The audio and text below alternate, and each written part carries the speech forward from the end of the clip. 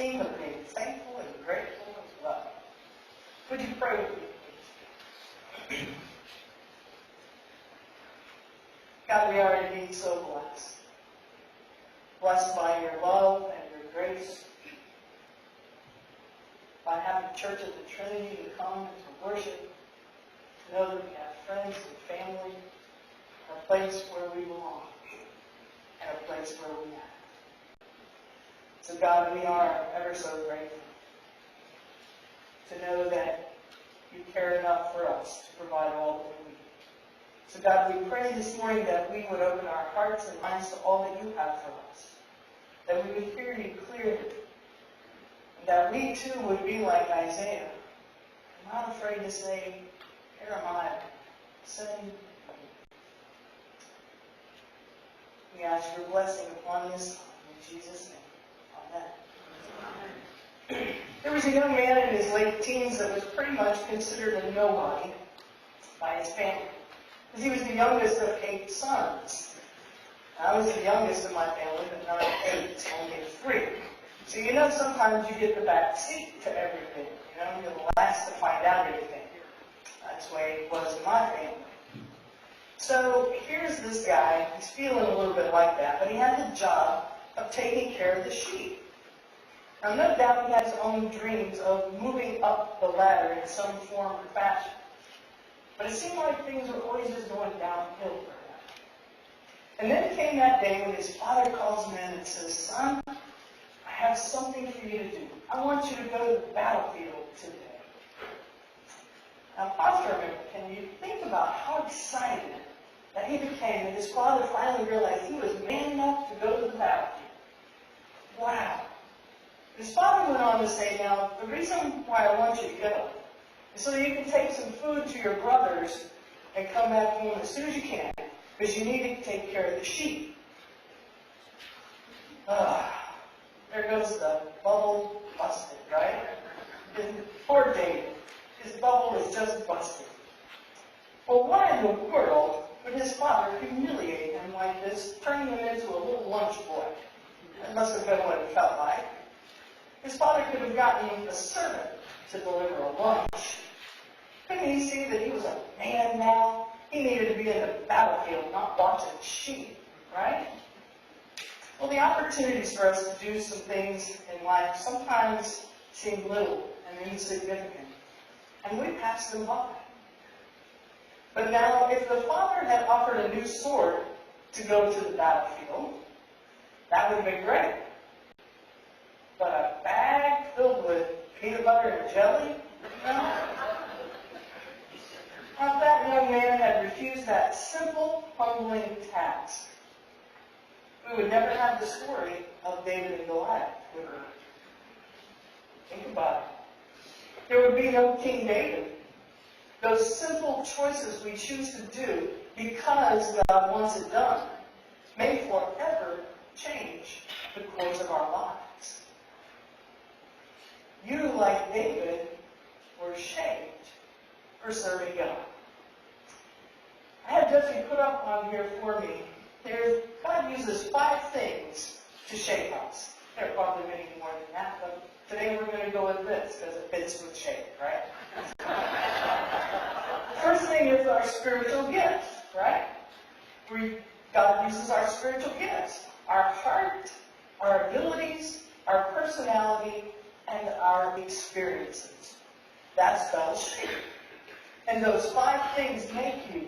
And God uniquely shapes you different from anybody else in the world for a purpose. And that purpose is to serve God. Now, the Bible has a word for serving others. It's called minister. When people hear the word minister, what do they think in their mind? Yeah, you. a priest or a pastor, right? But now, not every believer is a pastor, but every believer is a minister.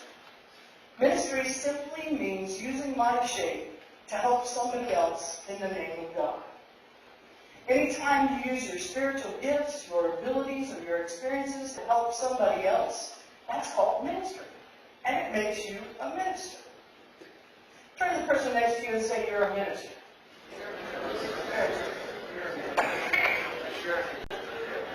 you get to say. You don't get to tell them how they're. Just give them away with it. There you go. The truth is that every Christian is a minister. Anytime you use your talent to help somebody else, you're ministering and you are serving. And it's what you were created to do. Now the good news is that God not only created us for service, God also gave us a model. God came to earth and said, this is how you do it. I want you to watch me. And so God came to earth in the form of a human named Jesus and said, this is what I want you to do with your life. You were created to be like Christ. And what did Jesus do while he was here on earth? He served. He served. How many of us, knowing that we have less than 24 hours to live, would spend it washing the feet of our friends because we loved them and we wanted them to know how important they were to us? I don't think so either. I don't think so. Not very many of us would. But Jesus did. The reading that Felix did for us talked just about that. It was less than 24 hours to live. And he was washing the feet of his disciples. His significance came in serving others. Now, the greatest thrill in life is to be used by God. And know that God chose to use you. What does it take to be used and learn to serve like Jesus? Well, I want to suggest three things. Number one, serving like Jesus means being available.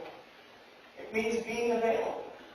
One day Jesus was walking down to go to Jericho, and some blind men started yelling at him.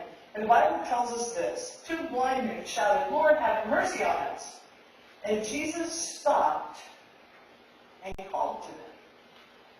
What do you want me to do for you?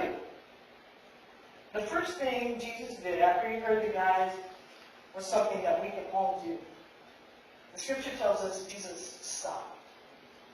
He stopped. If you want to be used by God, and if you want to serve God, you must be willing to be interrupted.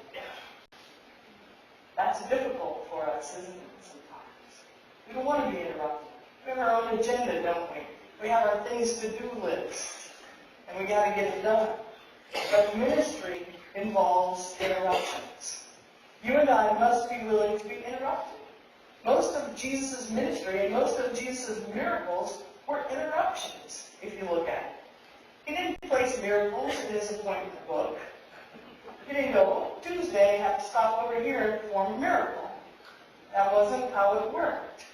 All the people that he healed, the blind, the lame, the sick people, the paralyzed man, the dead child, all of them were interruptions. His first miracle, do you remember that? He was interrupted at a wedding by his mother, nonetheless. His second miracle, interrupted on the way to Galilee. And it says to us, Jesus stopped. He stopped. You know, a lot of people like to follow in the steps of Jesus. We may need to concentrate more on the stops of Jesus. Almost every miracle Jesus did, he did because he let himself be interrupted. Servant-hearted people don't keep saying one day I'll do this, or one day I'll do that.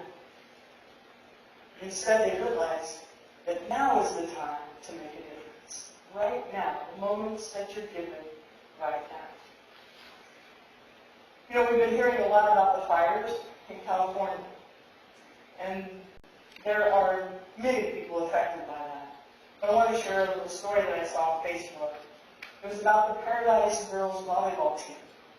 And they had that championship game set for Saturday, November 10th. But they had lost all their uniforms and equipment in the fire. But the girls still wanted to attend the game in Auburn, California. Regardless of not having the proper equipment, they were going to go and play anyhow. When they got there, the opposing Auburn team had made each of the girls uniforms. They purchased them new shoes and hats, and not only that, they made them a meal after the game. They provided each girl with a $300 gift card and then gave each girl a large bag of supplies and clothing. And then they presented the team with $16,000 that they had raised for them. Wow. Yeah. We could learn some things from our youth. Really good. They took that opportunity to make a difference. And this was supposed to be their opposing team, right? But instead they reached out with kindness and with grace. What a great thing. Another barrier sometimes to being used by God is that perfectionism. We want everything to be perfect, don't we, before we serve. When it's all just right, when things settle down in my life, then I'll serve. But if you wait for perfect conditions, you'll never get anything done, really. Nothing. Real servants, Christ-like servants, do the best that they can with whatever they have for Jesus today, right now. They don't wait. God never called any perfect people into the kingdom. You don't have to worry about being perfect in what you do, but just give your very best in what you do. Our service doesn't have to be perfect for God to bless it. If God only used perfect people, what would get done in this world? Absolutely nothing, right? Absolutely nothing. We all have weaknesses. We all have faults. We all have failures. And we all have handicaps. But guess what? God uses all of us. And uses us anyway. Look at scripture after scripture after scripture about the people that God used. Look at little David, who we started out with this morning. He was used in a mighty, mighty way because he offered himself. Serving like Jesus also means being grateful. To serve Jesus, we have to serve gratefully. Grateful that we get the opportunity to serve. Jesus was grateful for the opportunity to wash the disciples' feet, even though he knew he had less than 24 hours to live, because he wanted to give back something of himself into their lives. We're still telling that story today. So imagine being present in that moment, and what a gift that it was. He looks at them and says, now that I've washed your feet, be willing to serve others in the same way. If you want to learn to serve like Jesus, you have to learn to serve gratefully and with a generous heart. You make yourself available, and you make yourself grateful. And there's a third and final thing. Serving like Jesus means being faithful. Faithful. And you say, well, what in the world does that mean? Well, it means you don't give up. You keep on going. You don't quit in the middle of your assignment. At the end of Jesus' ministry on earth, Jesus said this in John 17. He said, I have brought you glory on earth by completing the work that you gave me to do.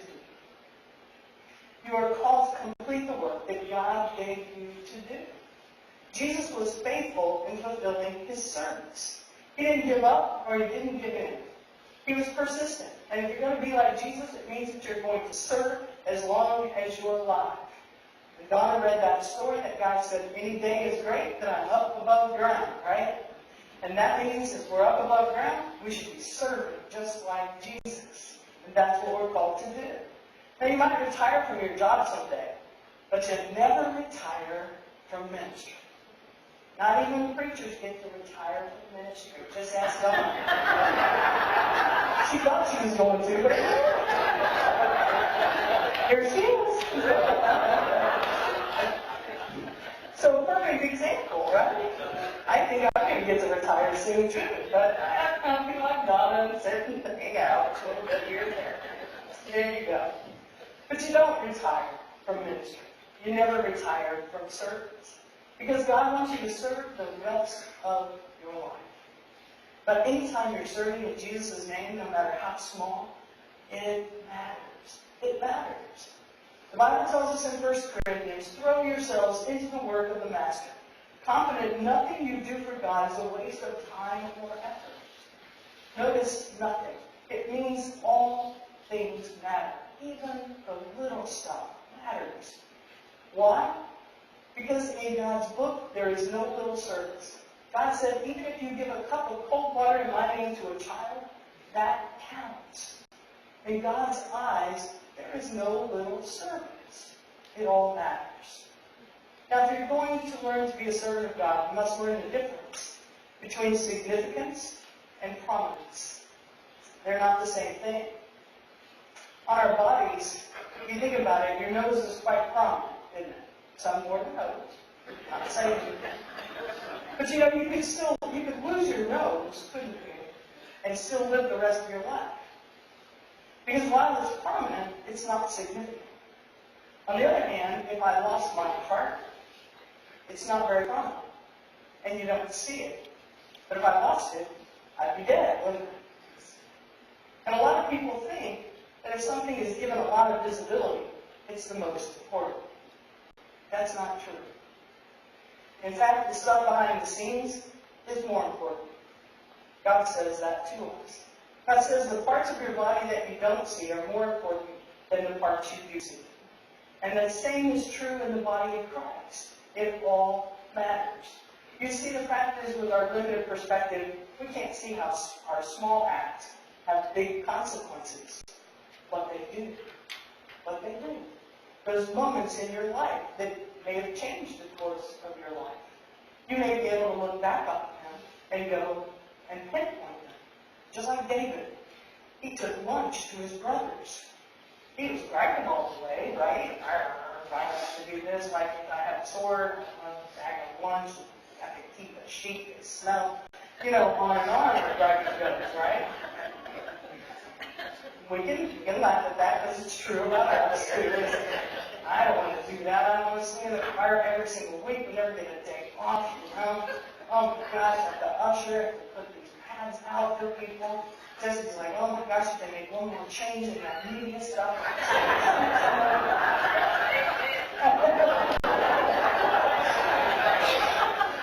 I mean, it goes on and on. And Bobby's like, somebody used my pot over there for an ashtray. Oh my gosh. I ain't about to get this down. I'm not going to cut it out.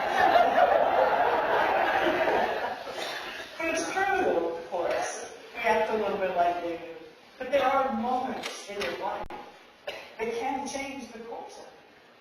And most of those deal with serving God. With what God has for you to do. And the path that you end up. Several years ago, 2 teenage boys tried to come into a church service at night, and it was packed out. They couldn't find any seats. So they turned around and decided to leave because they couldn't find a seat. But one usher came up and said, oh, come on, guys, I'll find you a seat. And that usher personally escorted them down to the center and set them in the middle and found them 2 seats. And that night, both of those boys accepted Jesus as their personal Savior. One of them was Billy Graham, who has led millions and millions of people to Christ. So we have no idea of the significance of small acts. Real servants do every task with equal dedication because they know that it all matters. It doesn't matter if you're doing something important that is well known or if you're doing something that's important that is not well known. It's all important. Don't mistake anonymous with insignificant. I don't know if you've been watching, but there's a new show out called God Trending. It's one of my favorite shows. I just can't give it up. It's on Sunday night, in case you haven't seen it. Maybe you can go back and pick it up on demand or whatever that is. But it's a great television show. And it talks about a preacher's kid who now doesn't believe in God, right? How ironic is that? But that alone, he has this podcast he does about all of that. I won't give everything away, but you know, what happens in that story is like real life. It really is. And it shows us how connected we really are. God friends him and he accepts the friend request. And he's like, what in the world is this? He thinks there's somebody behind it. He still thinks that, but we all know it's God, right? And all of a sudden, there's all these things that start to happen. God sends him other friend requests. And as he accepts them, he's sent on a mission for that person and to intervene in that person's life. And he thinks what he's doing is absolutely crazy. He has no idea why he would friend this person. He doesn't know them. He goes up to their apartment. I have no idea why those people let him in, except for who lets a stranger in the house? There's all kinds of things that happen. But in all of that, there's always a lovely thing at the end, and everything works out, and it's all good. And then what we're starting to find out is that all these people are starting to be connected in different and various ways. And there are lots of gay characters on it too, so that's good. The preacher's daughter is a lesbian. So that can hurt their ears a little bit more. But in all of that, we find that they're all being connected. And all the little things that he does matters. And it matters to those people. Church of the Trinity needs you to be involved in ministry. There's something that everybody can do. Because there are always more needs to be met than people willing to get off their seat and say, I was shaped to serve Christ. I was shaped to serve Christ. Have you ever wondered why you're here at Church of the Trinity? Well, I'll tell you why. Because God knew that you had something to give back. God knows that you have a gift. How will God use you? I don't know. Let's get practical about that. There's a little brochure.